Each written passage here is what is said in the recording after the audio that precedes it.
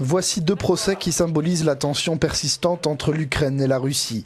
À Kiev, 2 militaires russes capturés en mai dernier dans l'est séparatiste de l'Ukraine ont été entendus lors d'audiences préliminaires. Présentés comme des agents des services de renseignement russes, ils sont accusés notamment de participation à un attentat terroriste et à la guerre contre l'Ukraine.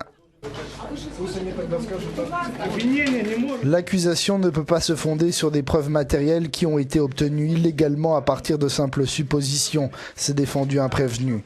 Toutes les preuves matérielles ont été filmées en l'absence d'avocat et sous la pression après que j'ai été blessé après mon opération. Ce mardi était aussi le jour de reprise du procès de la pilote ukrainienne Nadia Savchenko en Russie, accusée du meurtre de 2 journalistes russes en juin 2014. Les enquêteurs veulent savoir si elle a fourni la position des reporters aux artilleurs ukrainiens.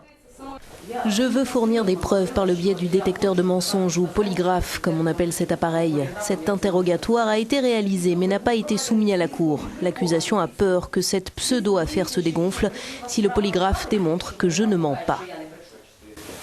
Également accusée d'avoir pénétré en territoire russe, elle se défend en affirmant avoir été enlevée et vendue aux militaires russes. Kiev ainsi que Bruxelles et Washington ont plusieurs fois appelé Moscou à la libérer.